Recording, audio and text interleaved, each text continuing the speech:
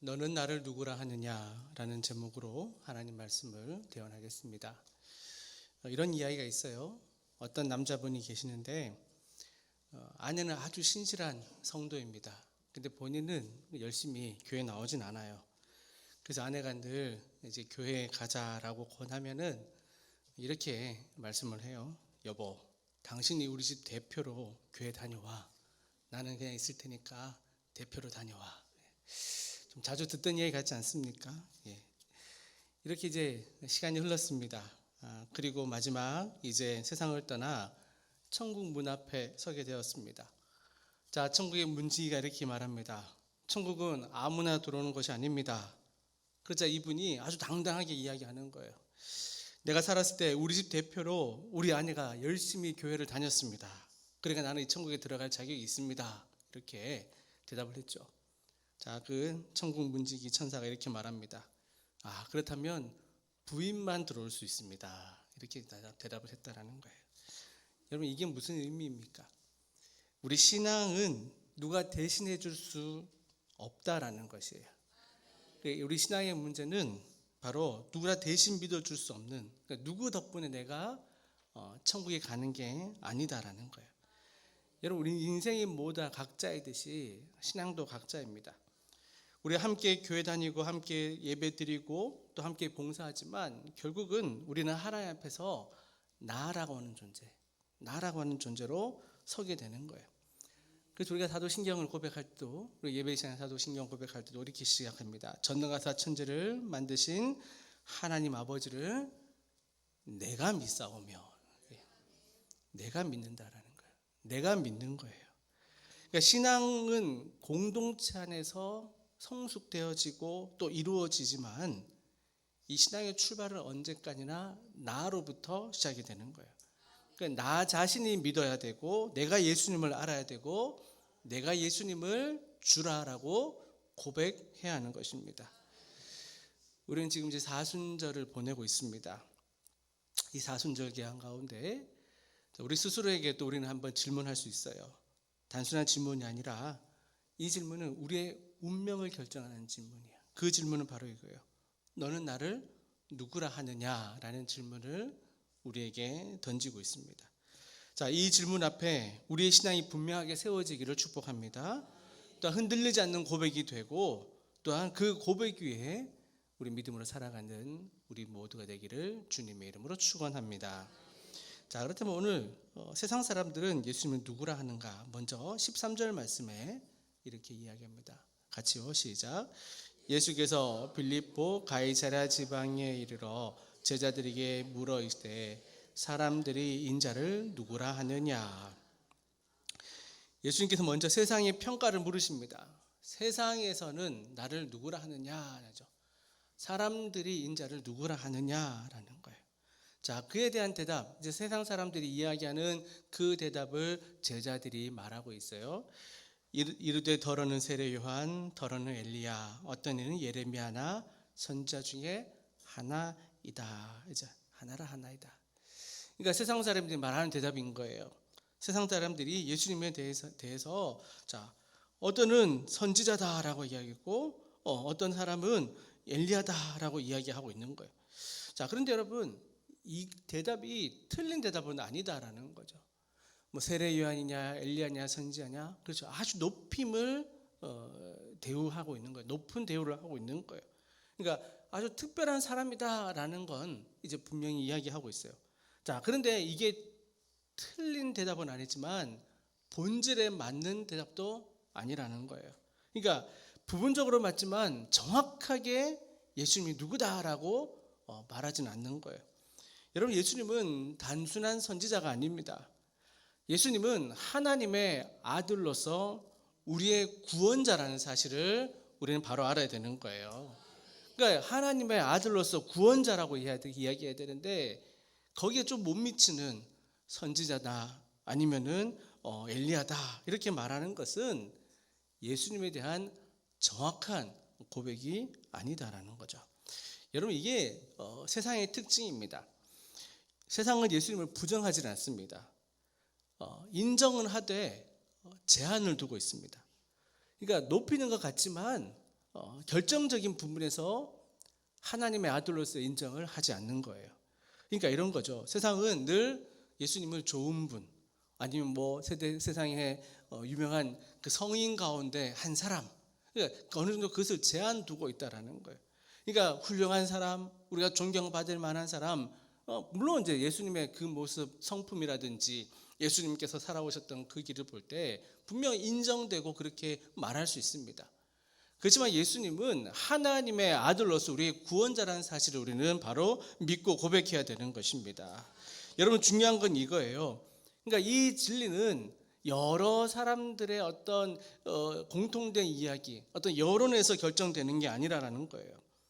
많은 사람들이 이렇게 대답한다고 해서 예수님이 어떤 성인 중에 한 사람이고 좋으신 사람 중에 한 사람이고 아니면 우리 가운데 훌륭한 것을 가르치시는 분, 세상 사람들이 다 그렇게 이야기하고 모두가 다 그렇게 이야기해도 우리는 바로 고백할 수 있어야 된다는 거예요.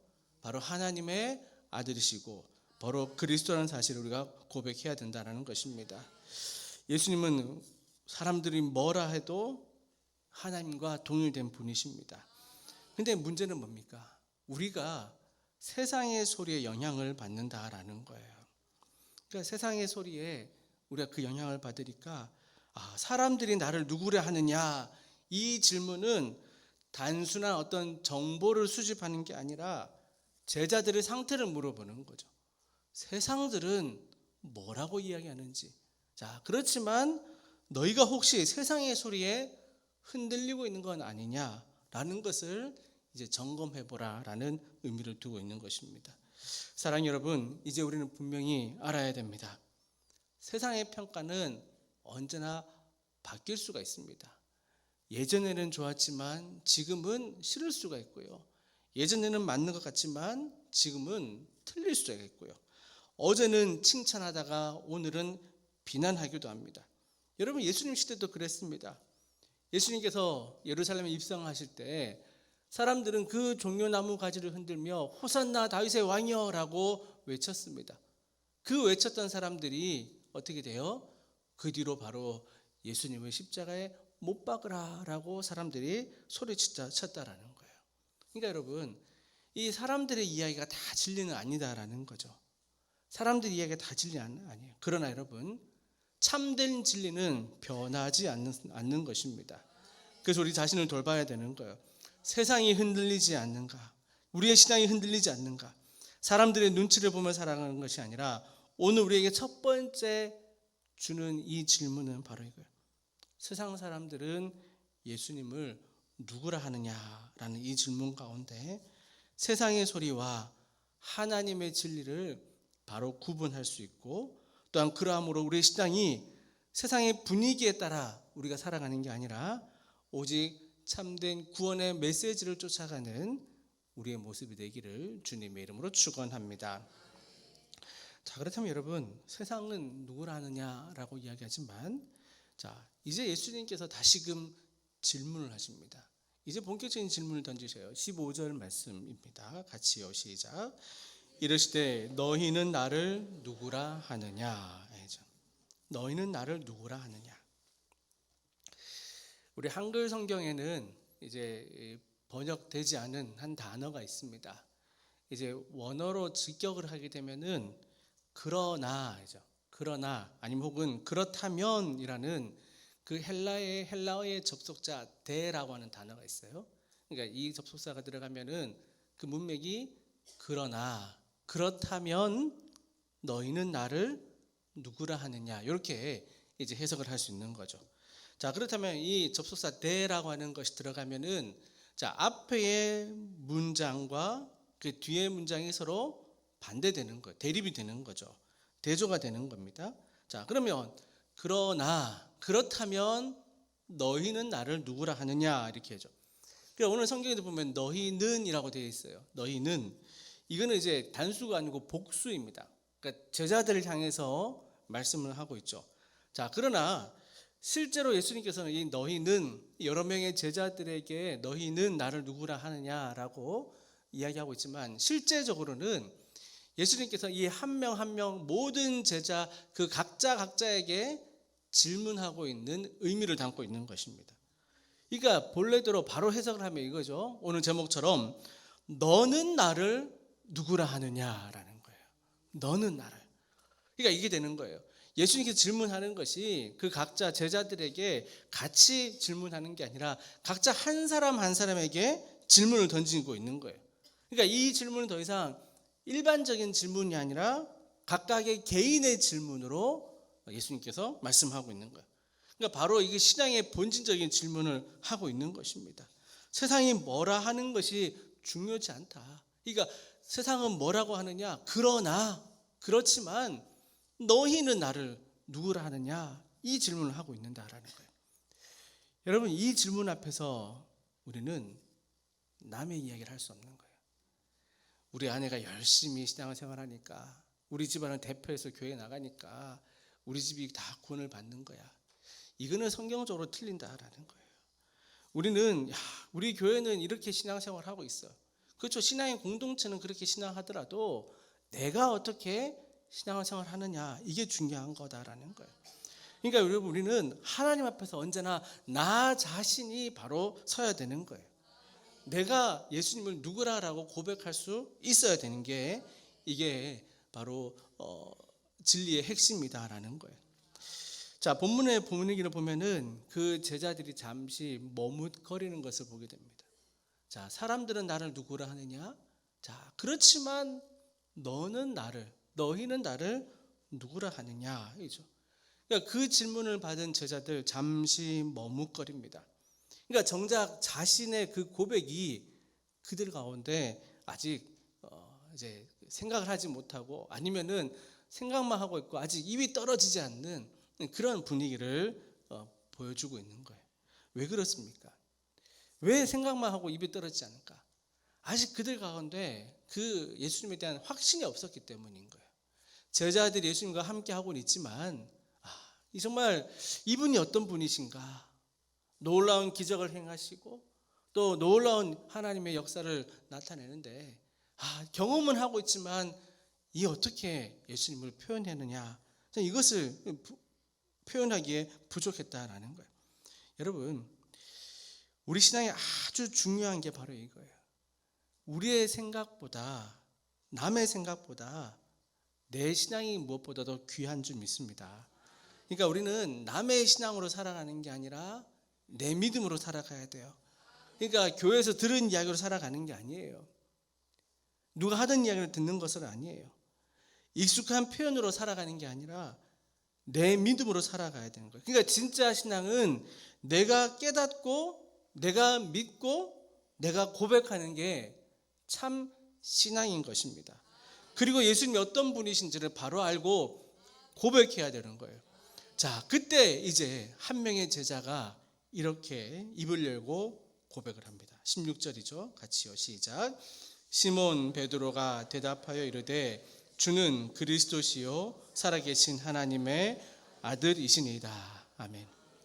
여러분, 바로 이것이 바로 역사상 가장 위대한 신앙의 고백이 된 것이에요. 가장 위대한 신앙의 고백. 주는 그리스도시요 살아계신 하나님의 아들이시니이다. 이게 왜 가장 위대한 신앙의 고백이라고 말할 수 있습니까? 그 이유는 바로 이 고백에 그 신앙의 모든 핵심이 다 들어가 있기 때문인 거예요. 첫 번째, 그는 뭐라고 얘기합니까? 주라고 이야기하고 있어요. 주는 예수님은 나의 주인이다라고 이야기합니다. 너는 나를 누구라라고 하지만 질문하는데 베드로는 먼저 주는이라고 했죠. 주. 나의 주인이다라는 뜻을 가지고 있어요. 이 주인이라는 게 뭡니까? 내 인생의 주도권을 가지고 있는 거예요. 여러분, 주인 마음대로 하는 거 아닙니까? 주인 뜻대로 하는 거예요. 그러니까 베드로는 예수님이 나의 주인이시기 때문에 내 인생의 주도권을 가지고 계십니다. 먼저 이 고백이 있었던 거예요. 자, 두 번째로는 뭡니까? 주는 그 다음에 뭐라고 이야기해요? 그리스도시요라고 이야기했죠. 자, 그리스도라는 뜻은 뭡니까? 이것은 기름 부음 받은 자, 메시아라는 의미를 담고 있어요. 물론 사람들이 메시아다라고 이야기하는데 여러분, 그 메시아의 의미를 넘어서서 구약에서부터 기다려온 이 모든 사람들의 백성 가운데 구원자다라는 의미를 가지고 있는 거예요. 그러니까 하나님이 보내주시는 메시아, 우리의 구원자다라는 거예요. 그러니까 당신은 나의 주인이시고 나의 구원자입니다. 이렇게 고백을 하고 있는 거예요. 자, 그런데 여러분 마지막 결정적인 이 베드로의 고백이 뭡니까? 마지막에 살아계신 하나님의 아들이시니다. 여기서 고백이 달라지는 거예요. 주인이 될 수 있어요. 세상 사람도 주인이 있을 수 있습니다. 노예에는 주인이 있어요. 그러니까 주인의 뜻대로 노예가 살아가는 거예요. 자, 그 다음에 구원자라고 말할 수 있어요. 어떤 일에서 자기의 도움이 되어지게 되고 그 어려운 것을 해결할 수 있도록 도움이 될 수 있어요. 자, 이것에 대해서는 인간도 그런 이야기를 들을 수 있다라는 거예요. 자, 그런데 마지막 결정적으로 베드로가 이야기하는 게 뭐라고요? 하나님의 아들이다라고 이야기하는 거예요. 이건 단순한 사람이 아니라는 사실이에요. 생명이 있으신 하나님, 지금도 살아계신 하나님의 아들이시다라는 거예요. 그러니까 한마디로 인간의 몸을 얻고 이 땅에 우리 가운데 함께 하시지만 하나님의 아들로서 참 신이다라는 것을 베드로가 고백하고 있는 것 아닙니까? 이 고백 가운데 예수님께서 마지막 17절에 이렇게 이야기하십니다. 야, 바요나 시몬아, 내가 복이 있도다. 이를 내게 알게 하니는 혈육이 아니요 하늘에 계신 내 아버지시니라. 그러니까 이 고백은 하나님께서 성령께서 깨닫게 해주셨다라고 예수님께서 말씀하고 있는 거예요. 여러분, 우리도 바로 성령이 임할 때 이런 고백이 있는 좀 있습니다. 그 바울의 이야기하는 게 이거예요. 고린도전서 12장에 말씀하기를 그러므로 내가 너에게 알리노니 성령으로 아니하고는 누구든지 예수를 주시라 할 수 없느니라.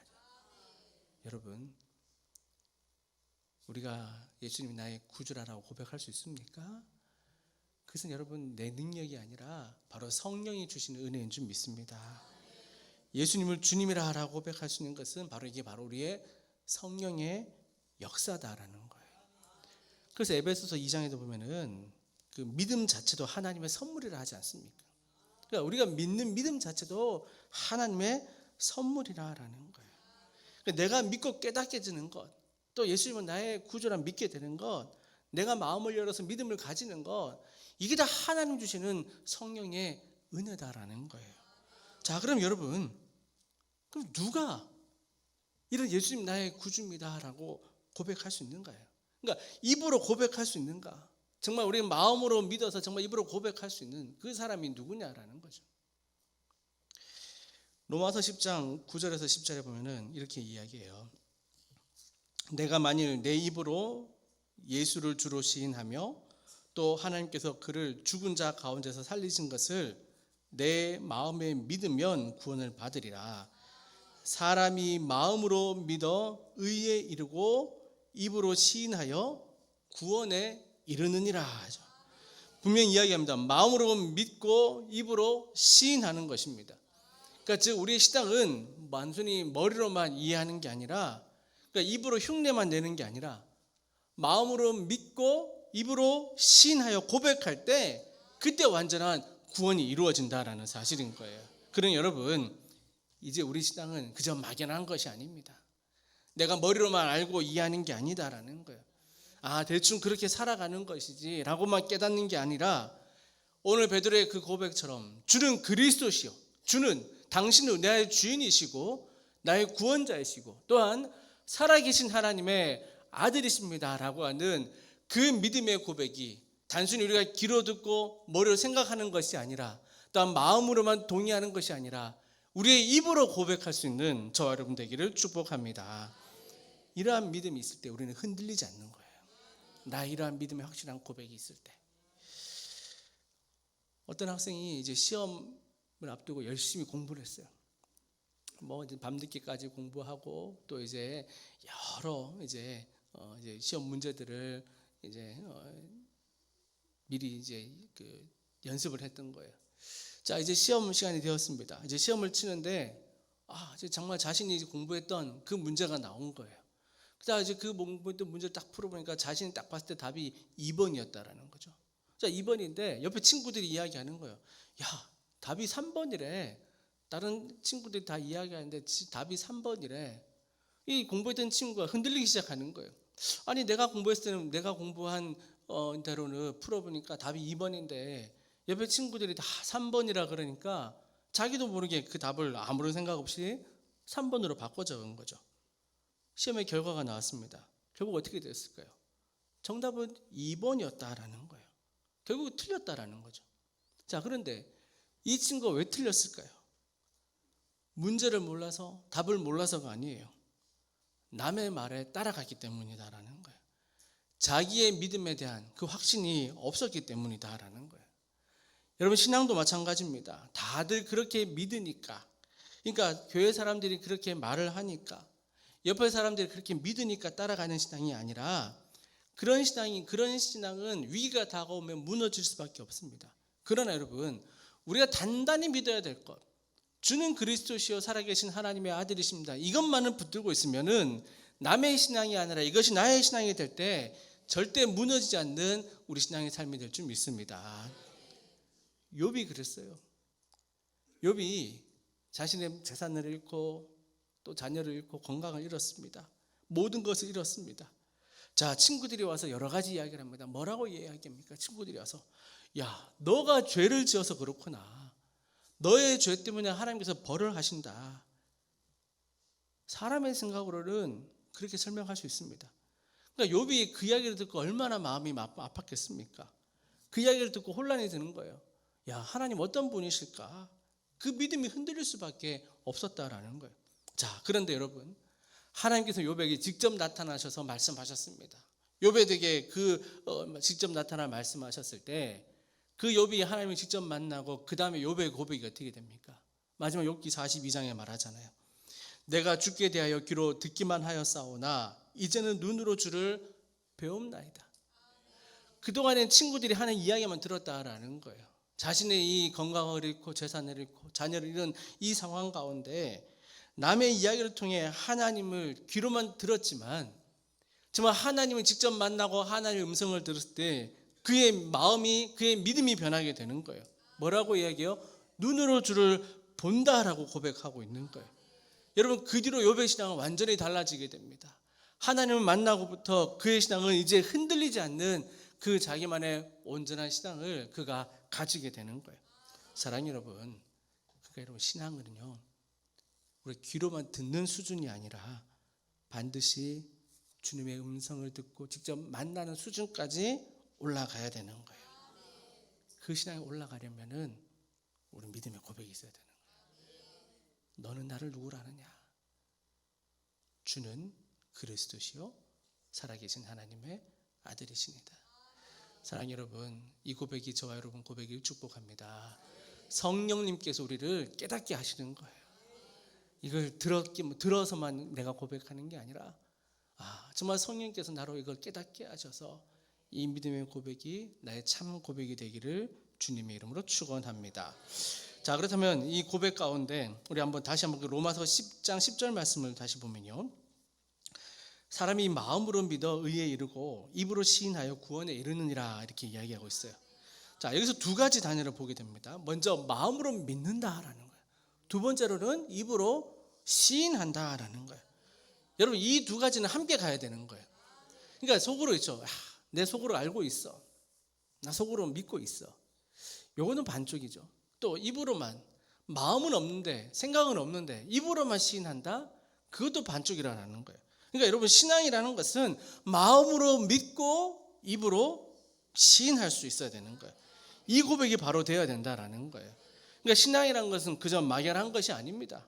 신앙한 것은 내가 예수님을 나의 구주로 믿는 그 확신이 있어야 되는 거예요. 내가 오래 신앙생활을 했기 때문에 나는 괜찮겠지라는 게 아니라 이 구원은 오직 예수 믿는 믿음에 대한 확신과 고백이 있어야 되는 거예요. 그래서 주는 그리스도시요 살아계신 하나님의 아들이시다. 이 고백이, 이 한 문장의 고백이 바로 아주 위대한 신앙의 고백이라 말할 수 있는 이유가 바로 여기 있다라는 사실인 거예요. 그러면 여러분, 이 고백이, 입술의 고백이 우리의 마음으로 믿어 입으로 시인했다면은 이 입술의 고백을 넘어서 진정한 삶으로서의 삶으로 나타나야 되는 거예요. 그러니까 나는 믿습니다. 예수님 나의 주인입니다 라고 이야기했다면은 여전히 내가 주인처럼 살아가는 그 삶의 모습이 있어야 되는 거예요. 여러분, 주라고 하는 게 뭐라고 했습니까? 우리 주인이라는 거예요. 주인이라는 것은 그 주인의 뜻에 따라가는 거죠. 내 뜻과 내 생각, 내 판단과 내 결정이 아니라 예수님의 생각과 예수님의 그 판단, 예수님의 뜻을 우리가 알아야만이 주님 뜻대로 살아간다 말할 수 있지 않습니까?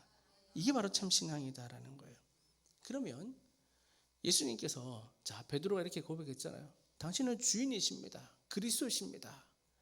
예수님께서 이제 그 뒤에 16장 24절 그 뒤에 보면 이렇게 말씀해요. 이에 예수께서 제자들에게 이르시되 누구든지 나를 따라오려거든 자기를 부인하고 자기 십자가를 지고 나를 따를 것이니라. 예수님이 주인이라면 그 주인의 뜻이 뭐냐라는 거예요. 주인께서 원하시는 그 뜻이 뭐냐? 그 세 가지를 이야기합니다. 자기를 부인하고 자기 십자가를 지고 그리고 따르라. 자기를 부인한다는 게 뭘까요? 이거 아주 쉬운 거예요. 내 고집 내려놓는 거예요. 내 욕심 내려놓는 거예요. 내가 옳다라고 생각하는 게 아니라 주님의 뜻을 따라가는 게 자기를 부인하는 거죠. 두 번째, 십자가를 진다는 건 뭡니까? 그 주님의 뜻을 따른다면 그것을 감당할 수 있어야 되는 거예요. 십자가를 진다는 게 뭐예요? 때로는 내가 손해를 보더라도 따를 수 있어야 되는 거예요. 그것을 감수하고 주님의 길을 선택하는 게 자기 십자가를 진 거예요. 그리고 나를 따르라라는 거예요. 이것은 그 믿음을 생각을 넘어서 바로 순종의 단계까지 이르는 것을 말하고 있는 거예요. 그러니까 자기를 부인하고 자기 십자가를 지고 예수님 걸어가신 그 길을 순종하며 나가는 이것이 바로 주인의 뜻이다라는 거예요. 이 고백이 바로 진짜 고백 아닌 거예요. 그러면 바울이 이 예수님의 뜻에 따라 살아가는 이 고백이 어떤 삶으로 나타날 것인가? 고린도전서 6장 19절과 20절에 이야기합니다. 너희 몸은 너희가 하나님께로부터 받은 바 너희 가운데 계신 성령의 전인 줄을 알지 못하느냐? 너희는 너희 자신의 것이 아니라 값으로 산 것이 되었으니 그런즉 너희 몸으로 하나님께 영광을 돌리라. 여러분, 분명히 기록하고 있어요. 너희 가운데 계신 성령의 전인 줄 너희가 알지 못하느냐? 여러분, 우리 가운데 성령이 함께 하시기 때문에 우리는 하나님의 거룩한 성전이 되는 것이에요.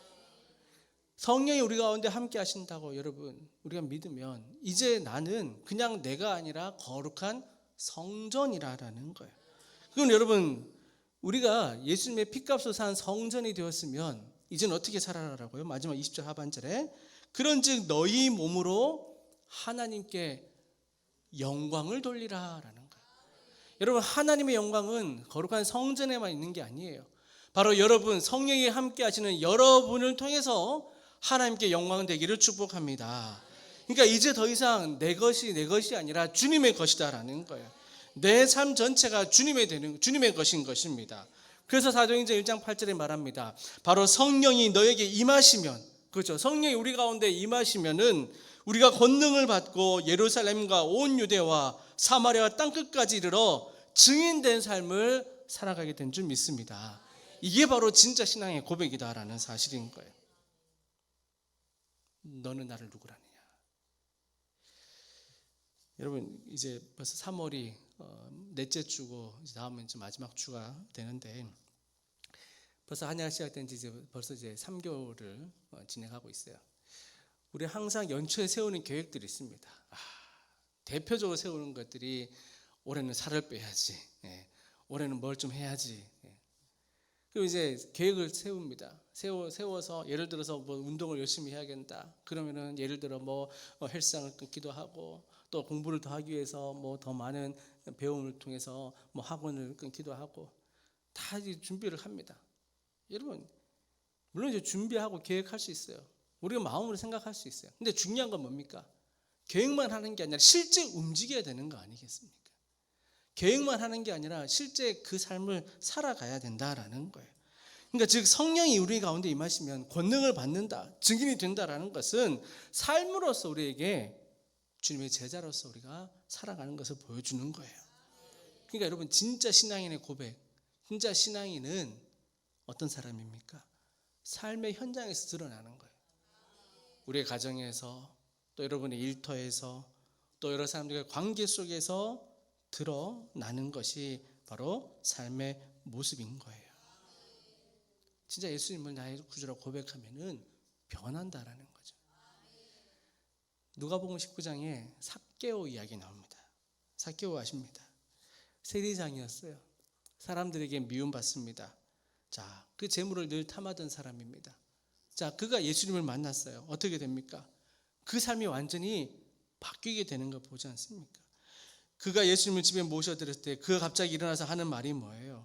자, 누가복음 19장 8절에 보면요, 삭개오가 서서 주께 여짜오되 주여 보시옵소서, 내 소유의 절반을 가난한 자들에게 주겠사오며 만일 누구의 것을 속여 빼앗은 일이 있으면 내 갑절이나 갚겠나이다 하잖아요.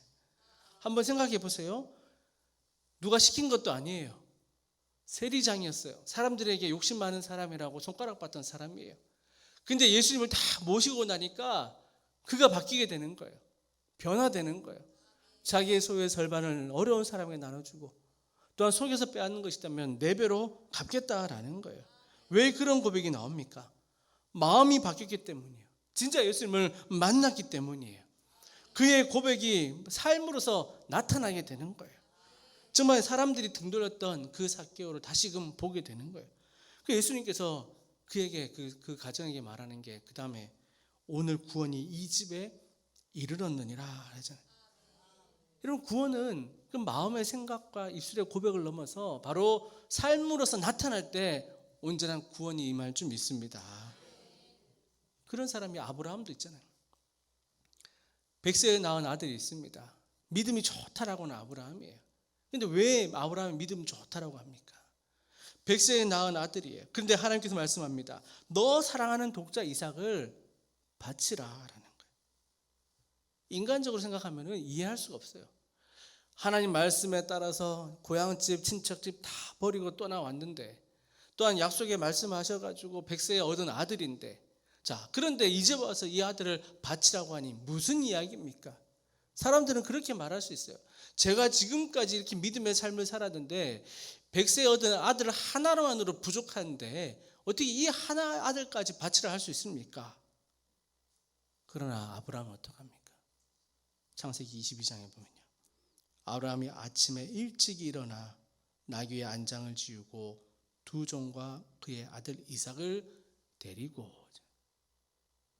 아브라함은요 밤새 고민했다는 말도 없어요. 변명하지 않습니다. 도리어 아침 일찍 일어났다라는 거예요. 하나님의 말씀에 아침 일찍 일어나 그 아들을 데리고 그 모리아산으로 떠났다라는 거예요. 이게 무슨 말이에요? 믿음은 말로서만 아니라 삶으로 나타나는 것을 보여주고 있는 거예요. 하나님을 믿는다는 고백이 행동으로 나타나는 거 아닙니까? 그러니까 하나님께서 아브라함이 그 다음에 뭐라고 칭찬하십니까? 내가 내 아들 내 독자까지도 내게 아끼지 아니하였으니 내가 이제야 내가 하나님을 경외하는 줄을 아노라. 하나님께서 언제 인정하셨습니까?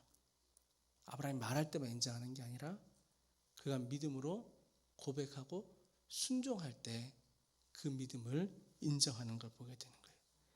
입술로만 주여 주여 하는 것이 아니라 삶으로서 그 믿음을 보여주었다라는 사실인 거예요. 사랑하는 여러분, 오늘도 주님께서 우리에게 질문하고 있습니다. 너는 나를 누구라 하느냐? 물론 그 베드로의 위대한 신앙의 고백이 있습니다. 주는 그리스도시요 살아계신 하나님의 아들이시니다 라고 말씀했어요. 물론 우리 그 믿음의 고백 가운데 예수님께서는 그 다음에 말씀하십니다. 그렇다면 너를 부인하고 자기 십자가를 지고 나를 따라오라 라고 이야기하고 있어요. 사랑하는 여러분, 우리의 믿음의 고백, 또 이 믿음의 고백이 더욱더 성숙되어지고 또 이 성숙된 믿음의 고백으로서 또 삶으로서 살아가는 우리 모습이 되기를 주님의 이름으로 축복합니다. 그러할 때 우리 삶 가운데 오직 하나님께만 영광되는 믿음의 거룩한 삶이 되기를 주님의 이름으로 축원합니다.